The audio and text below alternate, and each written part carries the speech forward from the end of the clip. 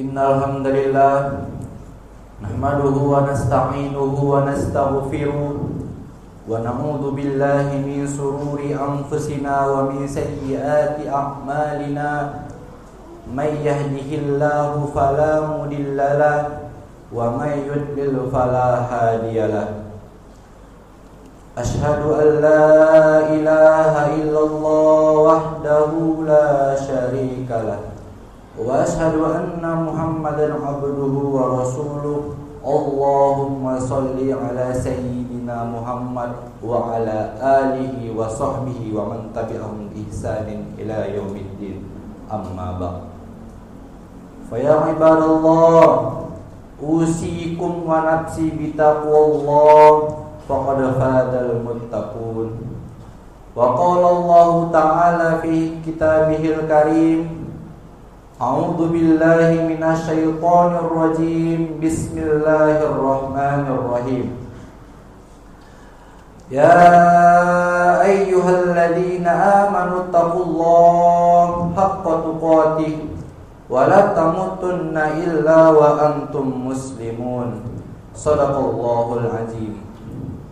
Ma'asyiral muslimin, jamaah salat Jumat yang dirahmati Allah Subhanahu wa taala.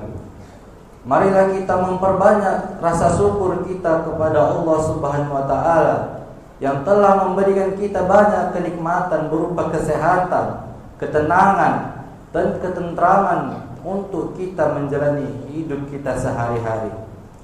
Yang kedua, marilah kita bersolawat kepada Nabi Muhammad SAW. Semoga salawat kita tercurahkan dan terlimpahkan kepada Nabi Muhammad SAW. Hadirin jamaah sidang Jumat rahimakumullah, di sini diri khotib sendiri mengajak untuk kita selalu meningkatkan keimanan dan ketakwaan kita kepada Allah Subhanahu wa taala dan menjauhi semua larangan-larangannya dimanapun dan kapanpun kita berada. Ma'asyiral muslimin, jamaah salat Jumat rahimakumullah, bangsa ini memiliki sejarah panjang peran pemuda dalam momentum bersejarah. Lahirnya organisasi Budi Utomo, Sumpah Pemuda, dan penculikan Soekarno-Hatta yang dilakukan oleh para pemuda merupakan gambaran peranan pemuda dalam peristiwa kemerdekaan Indonesia tahun 1945. Pada peristiwa reformasi tahun 1998, pemuda memiliki kontribusi besar dengan aksi demonstrasi yang mengakibatkan Soeharto mengundurkan diri dari jabatannya sebagai presiden sekaligus menyudahi era Orde Baru. Setelah itu, para pemuda mencetuskan 6 agenda reformasi 1998 yang menjadi tongkat sejarah baru bagi Indonesia. Pemuda adalah fondasi bangsa.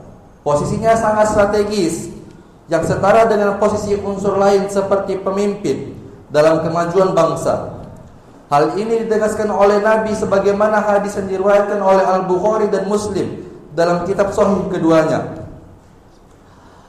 Sab'atu yuzilhumullahu fi zillah yauma zilla illa zilluh, imaman adil wasabbi nasa'a fi ibadatillahi ta'ala, yang artinya 7 golongan yang akan mendapatkan naungan dari Allah pada hari yang tidak ada naungan kecuali dari Allah. Pertama, pemimpin yang adil. Kedua, pemuda yang tumbuh dalam kepatuhan Allah Subhanahu wa taala. Hadirin jamaah Jumat rahimakumullah, oleh karena itu Nabi SAW memberikan arahan kepada seluruh pemuda untuk memaksimalkan dan memanfaatkan waktu muda dengan hal-hal yang positif, dapat mengembangkan diri dan menyebarkan manfaat kepada orang lain. Waktu muda tidak boleh disia-siakan karena akan menimbulkan penyesalan di kemudian hari. Dalam hal ini Nabi bersabda sebagaimana yang dikutip oleh Tirmizi dalam kitab Sunan dan Hakim dalam kitab Al-Mustadrak, yang artinya, pergunakanlah sebaik-baiknya 5 hal sebelum 5 hal. Hidup sebelum mati, sehat sebelum sakit, luang sebelum sibuk, dan muda sebelum tua, kaya sebelum miskin.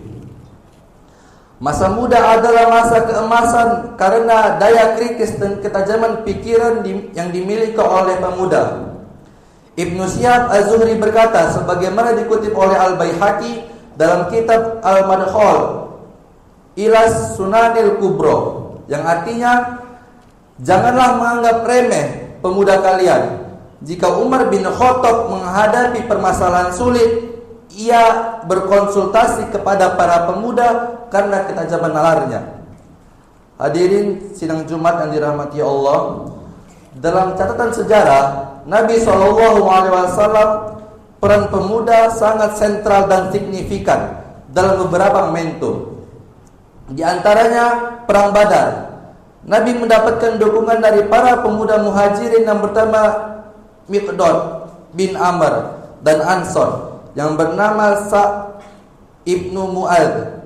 Miqdad bin Amr berkata kepada Nabi sebagaimana yang dikutip Ahmad dalam kitab Al-Musnad, "Wahai Rasulullah, kami tidak akan mengatakan apa yang telah dikatakan oleh Bani Israel kepada Musa.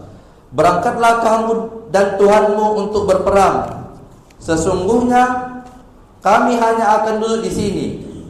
Kami akan berkata, pergilah kamu dan Tuhanmu untuk berperang. Sesungguhnya kami bersamamu untuk berperang." Selanjutnya, dalam perang Mut'ah, Nabi SAW mengandalkan para pemuda yang masih berkurang lebih 20 tahunan usianya untuk menjadi garda terdepan dalam peperangan. Nabi menunjuk Zaid bin Haritsah dan Ja'far bin Abi Thalib. Abdullah bin Rawahah menjadi panglima perang secara bergantian jika berguguran. Hal ini dikutip Al-Bukhari dalam sahihnya. Rasulullah SAW mengutus para tentara di bawah pimpinan Zaid bin Haritsah.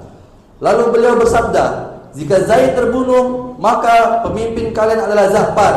Jika ia terbunuh, maka pemimpin kalian adalah Abdullah bin Rawahah." Hadirin sidang Jumat yang dirahmati Allah, semoga Indonesia selalu dapat melahirkan generasi muda yang berkontribusi positif dan signifikan terhadap perkembangan dan kemajuan bangsa. Amin ya rabbal alamin. Aqulu qouli hadza wastaghfirullahu li wa lakum fastaghfiruhu innahu huwal ghafurur rahim.